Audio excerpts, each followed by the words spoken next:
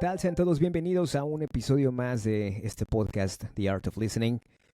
El día de hoy está con nosotros, bueno, ya ni debería presentarlo. Ever, ¿cómo estás? Súper bien, súper contento de estar aquí con ustedes. Aquí Ever Ferreira, su servidor y amigo, listo para atender temas muy necesarios en la vida, Iván. Fíjate que yo creo que es algo que todos los escuchas de este podcast no nos van a dejar mentir. Son temas que han estado tan ensuciados por la especulación que va a valer mucho la pena que los abordemos hoy. Así es. Sí. Decía que ya probablemente no debería presentarlo porque ya es como de la casa. Después se va a terminar Muchas gracias. presentándome a mí. Pero efectivamente el tema de hoy es de mucha relevancia. Es algo que hemos estado discutiendo, debatiendo, rebotando ideas. Y es el Así tema es. de, vaya, cómo está ¿Cómo? relacionada nuestra mentalidad Sí, con lo que tenemos, los bienes materiales que tenemos. En el caso particular de hoy vamos a hablar de la riqueza y la mentalidad, cómo están relacionadas, si existe ese pensamiento millonario, pensamiento de tiburón, eso de manifiéstalo y lo vas a tener. Entonces, ¿por qué no comenzamos con la pregunta clave que es pobre porque quiere?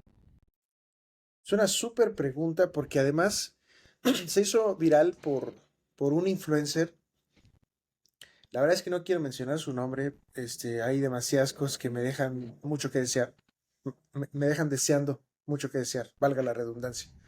Pero seguramente ya saben a quién me refiero. El pobre es pobre porque quiere. Fíjense que aquí, ese es el tipo de preguntas que busca una respuesta dicotómica, sí o no. Y realmente ese tipo de respuesta no aplica para esta pregunta porque hay cuatro grandes determinantes que se involucran como variables en la producción de una vida, de un ser humano, en el destino de una vida, incluyendo su estatus financiero. El primer punto es que la persona eh, hereda una condición, digamos, cultural, una humanización, entonces no elige de qué familia nacer. La persona nace en un lugar, en un contexto geográfico que puede tener conflictos geopolíticos, conflictos socioorganizativos, conflictos hidrometeorológicos, etcétera, etcétera. Entonces, la persona no elige el lugar en donde nacer y eso también determina su vida, igual que el otro. Bueno, de hecho los cuatro. El tercer punto es que la persona tampoco elige el momento histórico en el cual nacer, entonces tampoco elige ni la tecnología a la cual va a tener acceso, ni los conocimientos, ni todo lo relacionado a la cronicidad en la cual está viviendo. Y finalmente, el cuarto punto o el 25% de estos cuatro representa los componentes personales pues de la criatura humana de ese momento, ¿no? Porque una cosa es el ser humano en el transcurso de su vida y otra cosa es la criatura humana en un momento particular de la vida.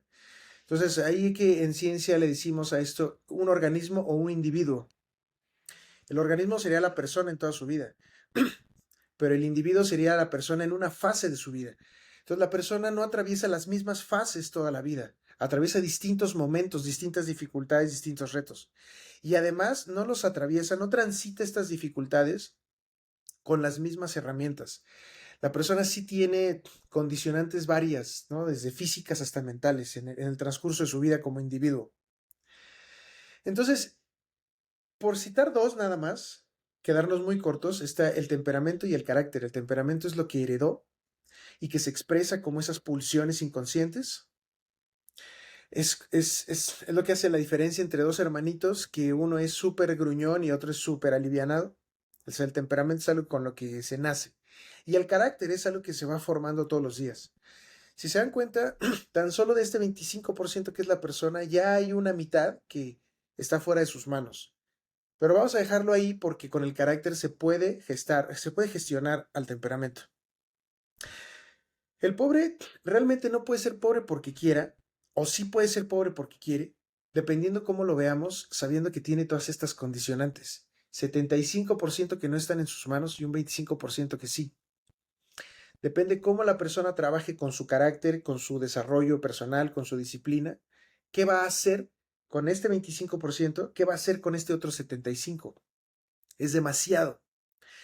Y aún si consideramos que la persona puede gestar su propio desarrollo humano, anímicamente tenemos la siguiente distribución: asco, enojo, miedo, sorpresa, tristeza y felicidad. Son las 4 grandes emociones con las que viene equipada una mente, con las que puede producir reactividad en la vida. Asco, enojo, miedo, sorpresa, tristeza. 75% de un componente que no se disfruta.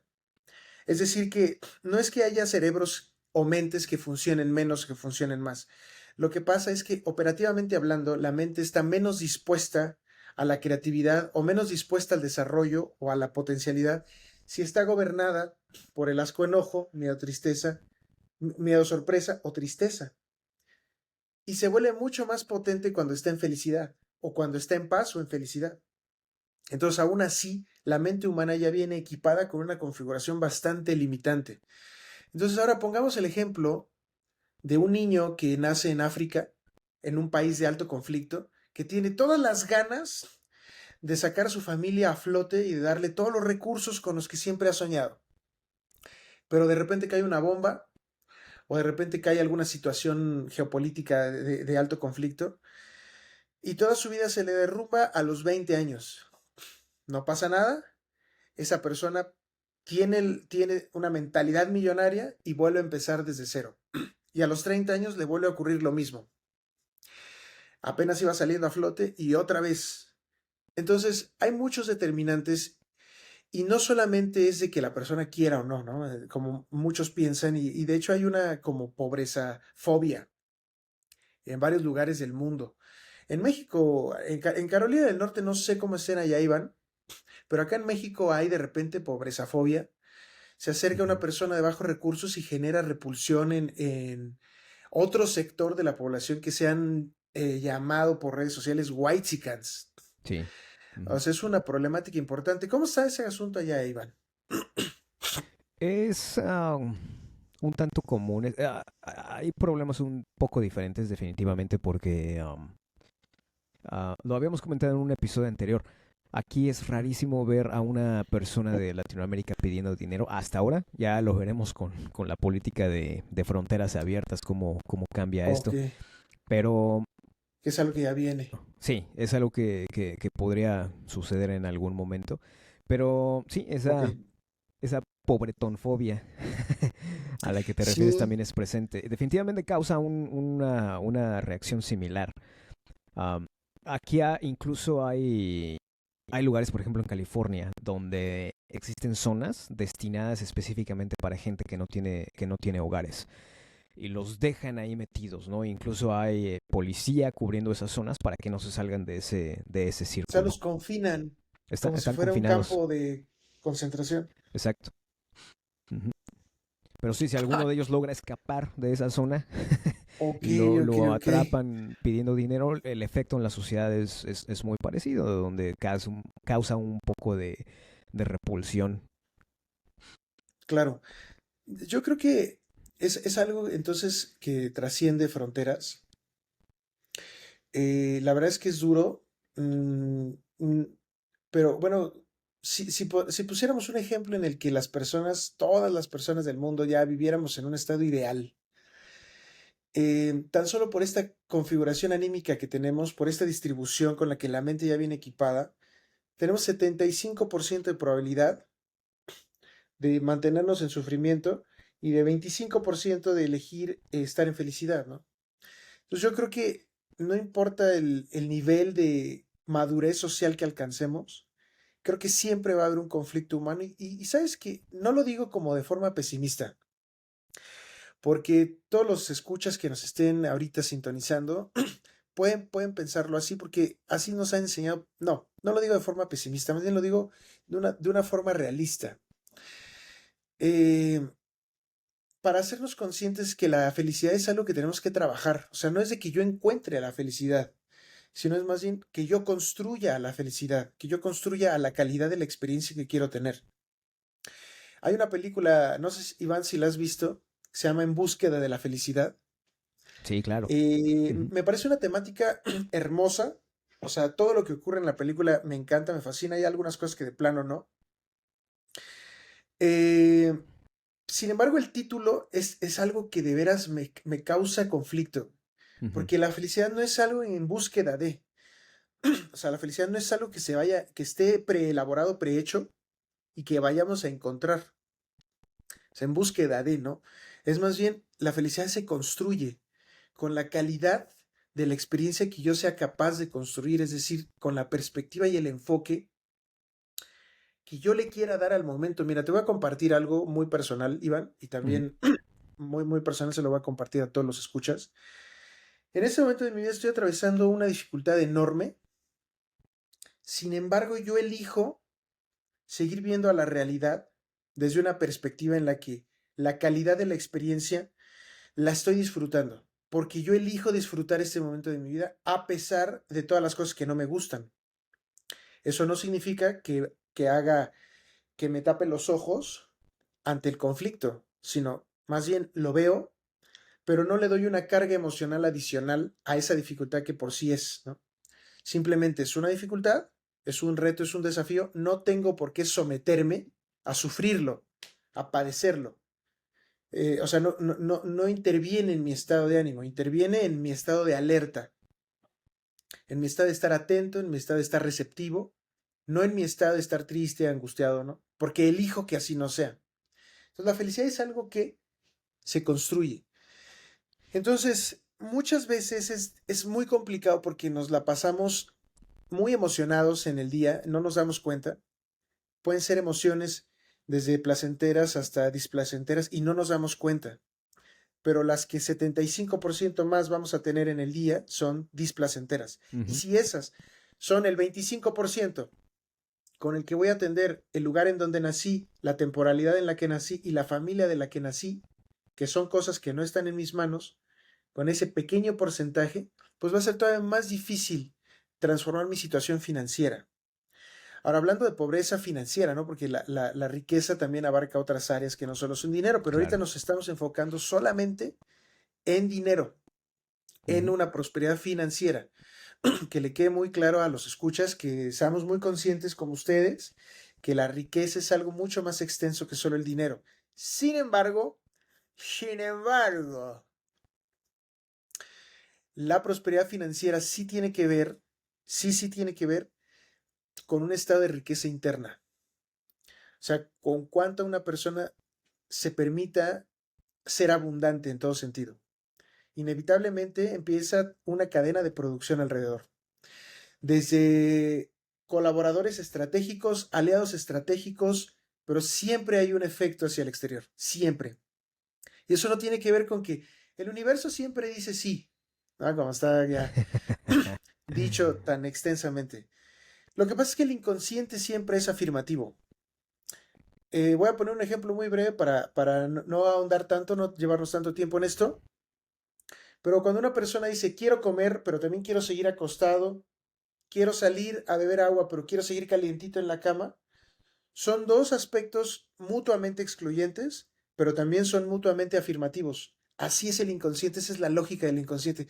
El inconsciente siempre dice sí, siempre afirma, pero como el inconsciente no es consciente, asumimos que es el universo, asumimos que es una entidad la que está provocando eso, pero no, realmente es el inconsciente. Entonces el inconsciente siempre dice sí. Entonces si al inconsciente lo adoctrinamos como sí tengo deudas, sí estoy pobre, sí es que no tengo dinero, ah, pues sí, sí y sí. Sí es cierto eso sí es verdad. Pero si lo que afirmamos es en lugar de tengo deudas, tengo un desafío, tengo un reto, tengo un proyecto, tengo una meta de pagar tanto, entonces ya no me percibo en deuda, le doy un significado diferente. Ujú. Y es ahora tengo un reto, tengo un desafío. Y a veces eso hasta nos motiva, a veces eso hasta nos gusta, los retos y desafíos. Entonces vean la situación en la que están, no como una problemática, sino como un desafío en el cual ustedes se pueden probar, se pueden poner en competencia con ustedes mismos y empezar a ver qué calidad de experiencia están construyendo en la situación en la que están. Entonces, en resumen, ¿el pobre es pobre porque quiere? Eso no es una pregunta con una respuesta dicotómica de sí o no. Es una respuesta demasiado compleja y va a depender de la situación de cada persona con todos estos determinantes, estas variables que ya dijimos. Sí, es algo más complejo de lo que parece y es importante que la gente esté consciente de dónde cae en cada uno de esos factores y qué es lo que hace para poder usar los recursos que tiene a la mano y tratar de transformar la situación en algo un poco mejor. Algo que ya habíamos hablado antes es esta parte de cómo usar el lenguaje. El lenguaje también tiene un impacto muy importante desde un punto de vista más científico que ya tocaremos en otro momento. Pero la forma en la que usted entiende una situación y cómo se la explica a uno mismo tiene un efecto muy profundo en los resultados que va a haber en el Sí, futuro. sí, Ahora, sí, sí, esto me sí, lleva es cierto. también a decir, bueno, yo me he dado cuenta, ¿no? Que muchas de las cosas que nos producen una satisfacción más prolongada, porque puede haber satisfacciones por corto Efímeras, plazo, ¿no? muy Ujú. efímeras, pero algo Muy que efímeras. produce una mayor satisfacción, satisfacción prolongada, es algo que tiene un esfuerzo detrás, ¿no? Algo que Sí. requiere una inversión de tiempo, una probablemente disciplina, hábitos. Entonces, ¿existen realmente hábitos que nos puedan llevar a la riqueza o no? Fíjate que sí los hay, pero no es como decir que los hábitos por sí mismos nos vayan a llevar a un estado millonario, a un estado de riqueza. Más bien, los hábitos no forman a la riqueza, sino es un estado de riqueza interna la que va a empezar a construir a los hábitos. Y después con el tiempo ya los hábitos nos construyen a nosotros, porque ya lo hacen desde el automático. Pero ciertamente, como lo dices Iván, es muy importante que lo digamos desde esta plataforma, desde esta perspectiva. Algo que se construye con el esfuerzo es algo más valorado en el tiempo, porque hay una co-creación de valor. Se hizo un estudio en España hace un tiempo en el que a muchas personas se les puso a hacer origami con papel Ujú. y después se les puso a venderlo. Un origami muy difícil de hacer en el que se tardaron todo el día en hacer un intento y otro hasta que les quedó. Entonces les preguntaron, ¿en cuánto vas a vender tu pieza, tu figurilla? No, pues yo la voy a vender en 100 euros, en 200 euros, en 150 euros. Dijeron, ok, está bien, pues vamos a la venta. Entonces llegaron con personas que no tenían idea del esfuerzo que tomó hacer estas figurillas y les preguntan, ¿tú cuánto pagarías por esa figurilla? Y decían, yo pagaría 2 euros, 5 euros, creo que el que más dijo fueron 10 euros. Entonces las personas que lo elaboraron no solamente se molestaron, se dijeron, ¿cómo te atreves? Y después de eso pasaron a un estado de sorpresa. Lo que pasa es que cuando nosotros le imprimimos valor a algo es como si nos viéramos ahí. Ujú. Entonces sí valoramos mucho más las acciones y lo que vamos logrando en la vida cuando realmente nos esforzamos. O sea, es como vernos en el resultado.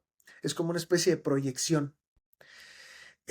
Ahora, en cuanto a los hábitos, fíjate que hay un libro que se volvió muy famoso que se llama El Club de las 5 de la mañana, Ah, claro, ajá. ¿no? Entonces te voy a decir que mucho tiempo me culpabilicé. Porque después de terminar medicina, yo medicina me la vivía haciendo guardias, me la vivía desvelándome.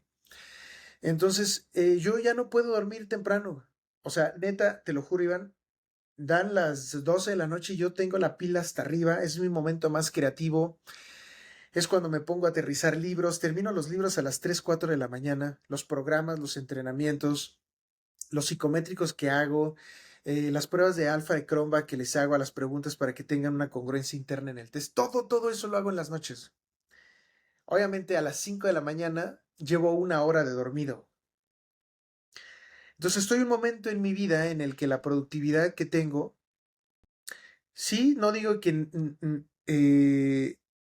no sea saludable dormir noche, pero en este momento me resultaría imposible forzarme a dormir temprano. Ahora, esto es como muy contradictorio, porque sí hay un horario específico en el que la raza humana, en el que la especie humana produce sustancias para dormir, sustancias que permiten a una persona tener un estado de abundancia y de riqueza al otro día, o sea, que esté feliz, entusiasmado, energizado. Ujú. Y estoy hablando entre las 9 de la noche y las 12:30 de la noche. en el que se ha contabilizado que hay la mayor producción de melatonina, que es una sustancia antioxidante en el cerebro que incluso ayuda a no solo controlar el estrés oxidativo y los radicales libres en el cerebro, sino que también promueve que el descanso ocurra en el cuerpo, o sea, permite el sueño profundo. Mm.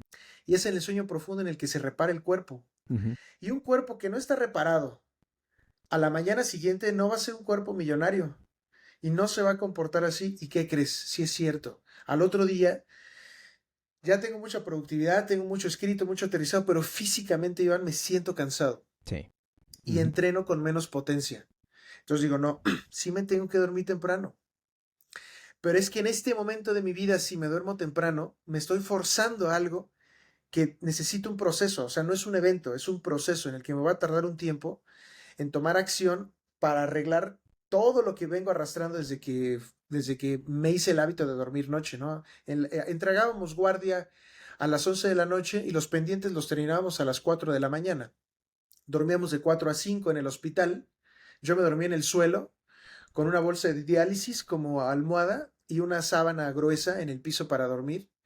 Yo agradecía el piso duro, me arreglaba la espalda y la bolsa de diálisis de 5 litros ya tenía mi nombre, era la que yo usaba pues para que no se me marcara tanto las huellas de la tela en la cara y cuando me despertara al siguiente día no me fueran a ver con el almohadazo aquí grabado en el cachete. Entonces yo prefería las bolsas de diálisis. Entonces lo que ocurre es que pues tengo que trabajar todo eso, ¿no? Entonces no es un evento, es un proceso. Ujú. Entonces sí, creo que sí hay hábitos que permiten que una persona se encuentre con todo su potencial, sin embargo van a ser específicos para la vida de cada persona. Si tú me dices ahorita, Ever, duérmete temprano para que mañana seas millonario, tiene que ser un proceso. O sea, Sí. yo no me puedo dormir temprano hoy, por más que intente, por más que me enchoche, ya tengo un hábito que se lo he arrastrado desde hace mucho tiempo. Entonces hay hábitos específicos para cada persona. Y sí, sí te voy a decir que hay una tolerancia, una ventana en el que no todos se van a levantar a las 5 de la mañana, no se vayan a culpabilizar si no se logran despertar a las 5 de la mañana. A lo mejor se despiertan hasta las 8, hasta las 9. Yo conozco muchísimas personas millonarias. Es más, conozco a 2 billonarios, no son millonarios, son billonarios. Y se levantan a las 9 de la mañana y se acuestan bastante noche.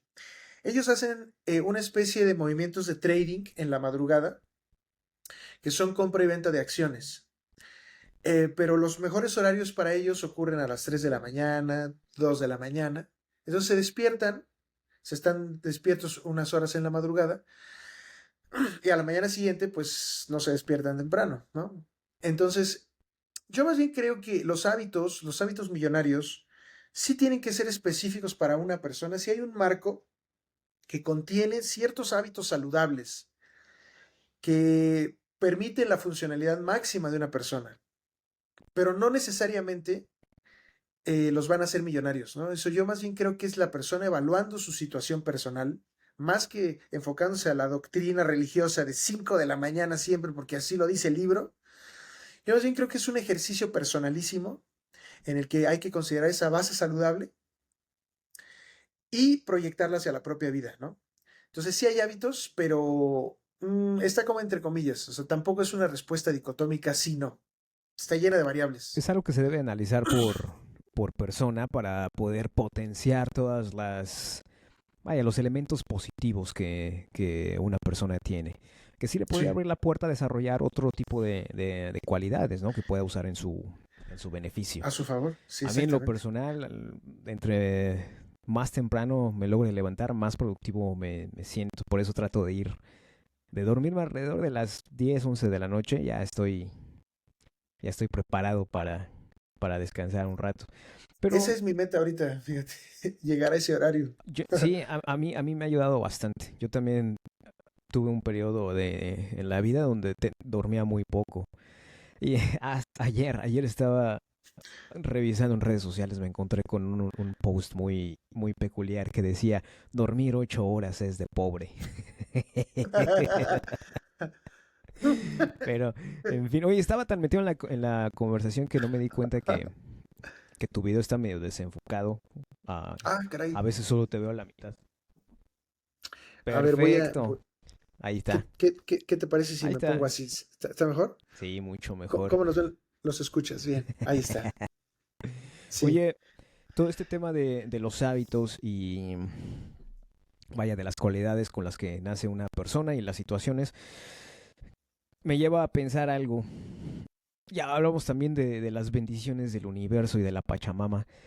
Bueno, a lo mejor no lo mencionamos tanto, pero hay mucha gente que dice que tienes que pensar positivo para que las cosas se den, ¿no? Pero hay otras personas que dicen, no, pues la verdad es que yo cuando pienso mal sobre algún tema, si pienso lo peor, estoy más protegido, me siento más seguro si en mi cabeza planeo el mejor escenario.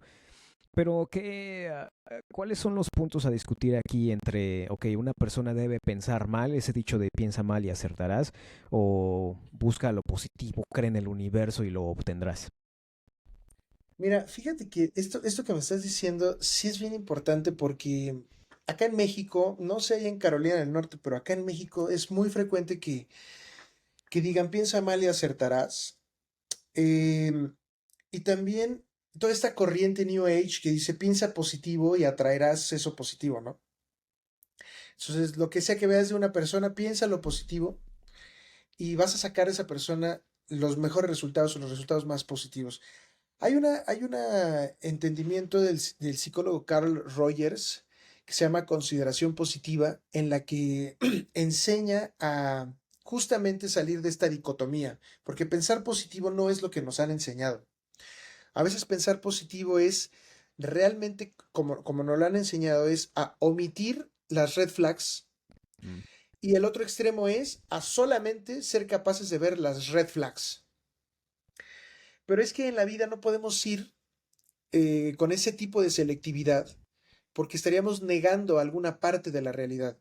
Si somos completamente positivos, estaríamos negando el impacto negativo que algo tiene. Entonces, es que me habló feo. No, no, no, a mí nadie me habla feo. Esa persona habla feo. Yo todo bonito conmigo. No, a lo mejor esa persona está hablando de una forma y podemos obtener información de eso. Información que tal vez tenga que ver con nosotros o no. Sin embargo, eso es un sector de la realidad que no podemos ignorar. Ahora, pensar mal de los demás es un extremo, pensar positivo todo el tiempo es otro extremo. Los griegos nos enseñaron algo que se llama el aura mediocritas, que es el dorado medio. ujú. Creo que eso es algo muy importante que enseña la consideración positiva. La consideración positiva,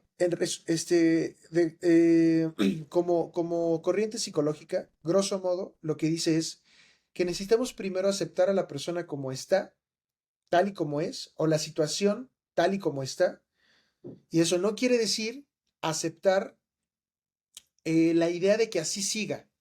Ujú. Solo significa aceptarla en el momento. No significa casarse con la idea de que eso no se pueda transformar después. Entonces, ojo ahí, eso es bien, bien importante. Porque cuando yo veo mi situación financiera en el bolsillo o cuando tengo algún problema con una persona, primero tengo que aceptar eso y eso no significa que yo tenga el deseo de que eso se permanente, de que eso siga. Solamente, no, de hecho, no tengo ningún deseo. Solamente estoy aceptando la realidad tal y como es. Eso fíjate que hasta es espiritual, Sí. porque eso es la base de muchísimas doctrinas dármicas, que no son religiones teístas, son religiones filosóficas. Es eso de estar en el momento presente. Es exactamente estar en el momento presente, contemplar el momento tal cual está sin darle una interpretación, ni tampoco depositarle un deseo de que siga o de que se desaparezca. Solamente es aceptarlo, es decir, dejar de rechazarlo. Una vez que lo ponemos en ejemplos de la vida cotidiana, a ver, te voy a poner el de una manifestación. No es lo mismo salir a manifestarnos porque le llevamos, por ejemplo, el aborto, que será bueno que algún día toquemos ese tema, el aborto. No es lo mismo salir y pelear pelear para que no ocurra muerte que salir y promover que haya vida. O sea, son dos cosas bien diferentes, aunque el acto sea el mismo. Ujú. Entonces, si yo voy y lucho para destruir el que se permite la muerte, no es lo mismo que si yo salgo y protesto para que se cuide a la vida. De hecho, en el primero uso muchísima energía para rechazar algo y en el otro no estoy rechazando nada. Entonces no estoy desperdiciando energía en el rechazo. Lo que estoy haciendo es usando toda mi energía para construir algo que quiero. Y entonces lo que quiero va muy energizado, porque no tengo una fuga de energía en el descontento y en esa experiencia emocional de rechazo, que es una experiencia que no se disfruta. Bueno, que se disfruta parcialmente, ¿no? Se le llama goce. Es como una especie de placer, de, como de odio erótico, ¿no? O sea, como de un odio placentero. Ujú. Entonces, para aterrizarlo en piensa mal y acertarás o ve buscando lo positivo y lo tendrás, yo creo que ninguna de las dos desbanca a la otra porque debieran ser como un punto medio, en el que no podemos ir por la vida sin considerar a una de las dos como dos mitades que construyen a la realidad. O sea, la realidad puede ser hostil si yo no soy capaz ni tengo la fortaleza de contenerla. O puede ser muy fácil si yo tengo la fortaleza para contenerla. Entonces, si tú y yo tuviéramos, no sé, cuando íbamos en la prepa, ¿cuántos años teníamos? Teníamos 15 años, 15. 16 años. Y en ese momento nos hubiéramos aproximado a las problemáticas que tenemos hoy día, evidentemente no podríamos contenerlas. No tendríamos la fuerza para contenerlas. Entonces, creo que más de que ve por la vida buscando lo positivo y todo eso, es más bien ve por la vida buscando tu propia fortaleza. Ujú. Esto te lo digo a mis queridos escuchas, te lo estoy diciendo porque ya es momento de que te hagas cargo de desarrollar tanto tu potencial como escucha, o sea que suscríbete, pégale un like, una comentada, una suscribida, todo esto, y tu potencial eh, para hacerte cargo de comportarte a la altura de 4.800 millones de años de evolución que llevas condensados en tus genes que provocan una mente poderosa. Nadie va a venir a darte oportunidades, tú tienes que construirlas y detectar las que estén alrededor y tomarlas para que esa grandeza surja. Eh, yo creo que no tiene ningún problema el hecho de pensar mal y tampoco tiene nada de bueno pensar en todo lo positivo.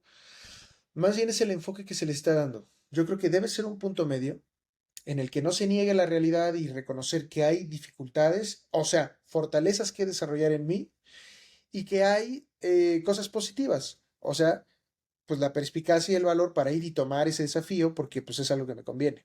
Ujú. Entonces, bueno, todo esto se relaciona con las finanzas. No sé tú qué pienses, Elivan. Sí, yo estoy de acuerdo en que la situación financiera individual de una persona está muy relacionada con la actividad interna que está sucediendo, ¿no?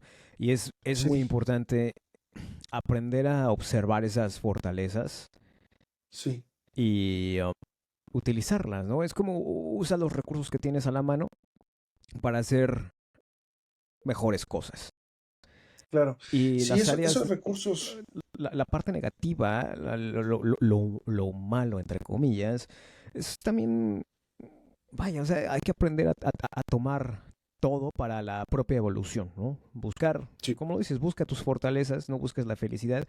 A mí en lo particular, lo que yo diría es, busca estar en paz, ¿no? sí, sí, creo que es lo más importante, lograr estar en paz porque fíjate que somos menos reactivos cuando estamos en paz. O sea, la reactividad es algo de lo cual no nos podemos desprender porque somos criaturas emocionales. Pero una persona que provoca su paz interior es una persona que se vuelve más activa que reactiva. Entonces toma acciones mucho más consciente, mucho menos condicionado por la pronta reacción. Entonces puede premeditar otro tipo de cosas. Entonces puede incluso planear las consecuencias y darse el lujo de realmente ver esas consecuencias. Es algo bien valioso estar en paz. Eso no quiere decir que tengamos prohibido emocionarnos, ¿no? Claro. Ujú. Sino que más bien en los momentos en los cuales vamos a tomar una decisión, punto de inflexión en la vida o una decisión que va a determinar un impacto a más allá de nosotros o a más allá en el tiempo, sí conviene estar en paz. O sea que si están muy felices, están eufóricos, no tomen una decisión. De verdad no la tomen. Primero vayan, mediten y esténse en paz. Y ya después, con calma, toman la decisión. Y si están muy enojados, lo mismo. No tomen decisiones así. Es como ir al supermercado muriéndose de hambre porque no han comido desde hace 2 días. Te van a comprar lo primero que encuentren. Y lo primero que van a encontrar es un mundo de mercadotecnia porque la canasta básica está hasta el fondo. Los vegetales, las frutas están hasta el fondo. Primero van a atravesar un mundo de chocolates, galletas, papitas, postres, bebidas, etcétera. Y eso va a ser lo que van a comprar. Entonces, tomen esa metáfora, sobre todo en cuestión financiera. Yo creo que la educación financiera tiene que tener estos componentes. Primero, para que no haya culpabilización de lo que sea que ocurra en el desarrollo financiero. Y segundo, pues para poder tener una predicción financiera. Ujú. Es algo que no nos enseñan, pero que pronto yo creo que les vamos a estar dando la noticia porque vamos a tener sesiones interesantes en relación a la salud financiera. Y si no tienen salud financiera, no se preocupen. Eso no los determina, eso no define quiénes son ustedes. Solamente está hablando de una situación que están atravesando Ujú. y que va a ser con su creatividad y con todo el potencial que tienen, que van a construir una situación diferente, pero para eso necesitan aceptarla. Tienen que aceptar eso, porque si lo niegan, pues ¿cómo van a trabajar con algo que dicen que no existe? Es como trabajar con el polvo abajo del tapete, o sea, escondiendo el polvo abajo del tapete. No se puede trabajar con algo que no se reconoce que existe. Ujú. Pues básicamente les quiero dar a todos los escuchas esa recomendación, Iván. Muy bien, pues resumiendo, para cerrar ya esto, el pobre es pobre porque quiere, vaya, no es una pregunta que tenga una respuesta. Lo más importante es que uno tiene que estar consciente de las limitantes inherentes con las que nacemos, porque todos tenemos algún tipo de De condicionante, ¿no? condicionante, panorama inicial, entonces hay que estar Exacto. al tanto de ello. Hay hábitos millonarios, sí los hay, pero son muy particulares para cada persona, dependiendo de las fortalezas que tenga. Así Y es. la búsqueda importante no es necesariamente la felicidad para llegar a la riqueza, es más bien encontrar las fortalezas para poder transformar el panorama exterior y adquirir riqueza. Y no existe algo como tal en piensa mal y acertarás, o piensa positivo y el universo te va a mandar todas las bendiciones. Es un estado como a la mitad, ¿no? Sí. Así es. Hay que estar atentos a que la realidad tiene situaciones que no nos van a gustar y hay que reconocerlas y aceptarlas. Y a partir de eso tomarlo como materia prima. Ujú. Construir puentes con las piedras que encontremos en el camino. Perfecto, Ever. Pues muchas gracias a todos y estaremos trayendo más material con la intención de ayudarnos entre todos a construir riqueza y crecer personalmente, crecer financieramente, que es muy importante. Después lo vamos a profundizar más en ese tema. Pero Sí, si usted quiere construir patrimonio, si usted quiere adquirir bienes materiales, es muy importante que internamente se encuentre bien. Por el momento así creo es. que es todo. Ever, te agradezco muchísimo. Agradecemos a todos Al los que nos contrario. escucharon y nos vieron. Y nos vemos la próxima. Muchísimas gracias a todos. Muchas gracias, Iván. Nos vemos pronto. Un abrazo a todos. Adiós. Adiós.